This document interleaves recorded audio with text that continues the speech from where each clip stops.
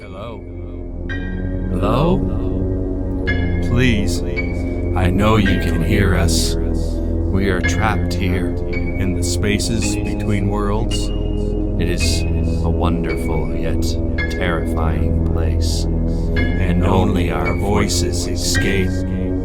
You can help us. You can let us in before we go mad.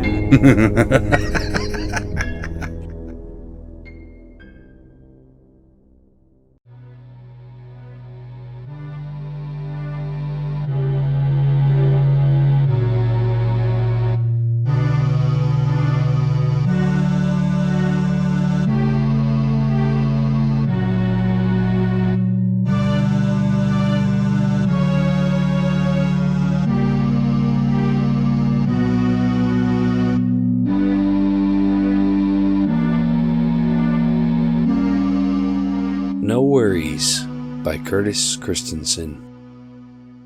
One night, as I pulled myself out of bed and made my way to the bathroom, I saw something out of the corner of my eye.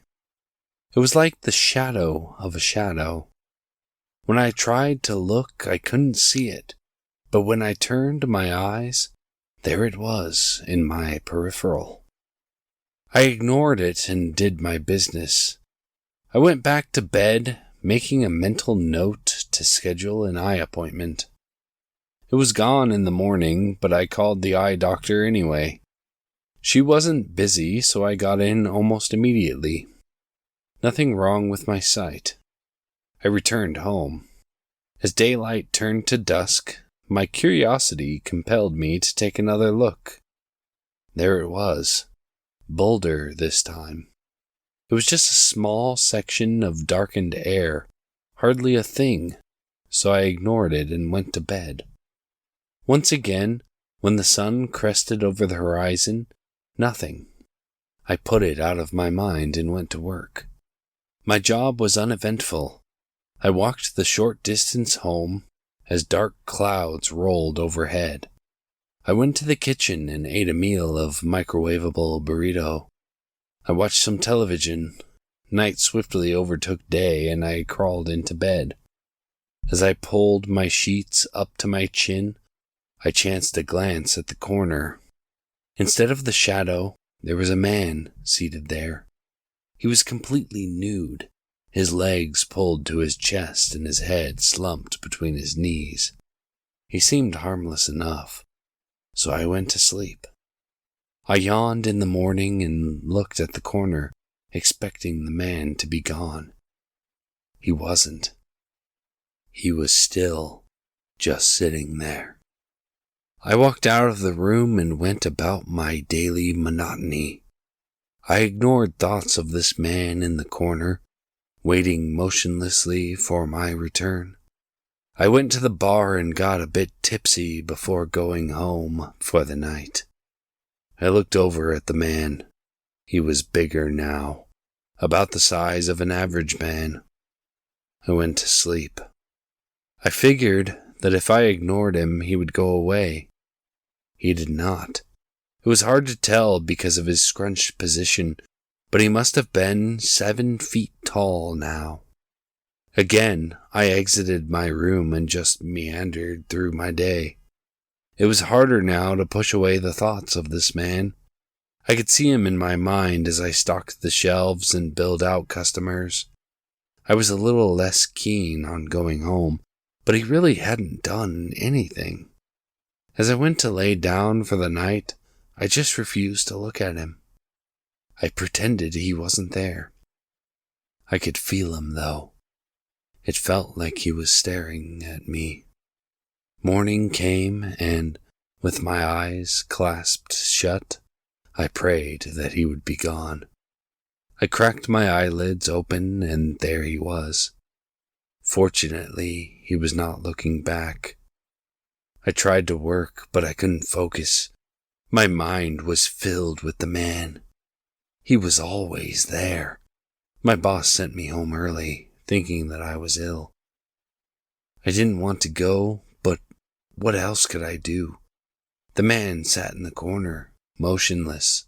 not flinching, not breathing. I just looked at him. I stared at his hunched shoulders until he became like a fixture in the room. It was easier to deal with him now that I had acknowledged his existence. I just thought of him as part of the room. Even though my brain still showed me image after image of the man, it wasn't so bad. The days passed with relative normalcy. Sometimes I would talk to the man. He never responded. He never did anything. I decided to call up some friends to go out to eat at a restaurant. They picked me up in their van and we went down to the diner. They asked me what was wrong. I said that nothing was wrong. After the meal, they dropped me off at my home. As always, there in my room was the man, just as still as ever. I went to brush my teeth. It felt pointless. I walked through the hallway toward my room and entered.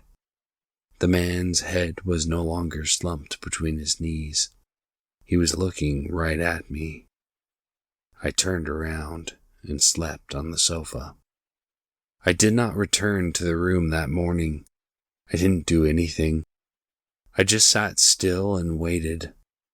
The phone rang, but the sound barely registered within my ears. Eventually, I worked up the courage. I went into the room. The man was looking at me. I walked over to my bed and his eyes followed me, but still he sat in the corner. Not too difficult. Not much had changed. Now he would look at me. I could handle that. I collapsed on the bed and passed out, the symptom of a restless night. It took a bit of getting used to, but soon the man didn't even bother me. His eyes glared at me wherever I went. I didn't leave the house anymore. I don't think the man wanted me to. Often I would have staring contests with the man. He always won. It was strange, but I felt fine. Once I had just accepted that this was my life now. It was all okay. He wasn't hurting me, and I didn't bother him. At night I awoke to the sound of clambering feet, rustling papers, and objects being moved. I sat up and looked at the man. He was in the corner, looking at me. A dream, perhaps? I fell asleep a long while later.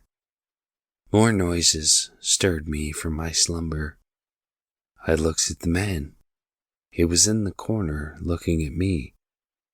I closed my eyes and pretended to sleep. I could hear the man walking around. He was pushing my furniture around, rearranging my desk, tossing items about. I did not open my eyes. I did not leave my bed. The man started scratching at the walls, the floor, and even the ceiling, but I did not open my eyes. Furniture crashed around the bed, but I did not open my eyes. The whole room shook as he stomped about. Finally, the ruckus became too much for me to bear.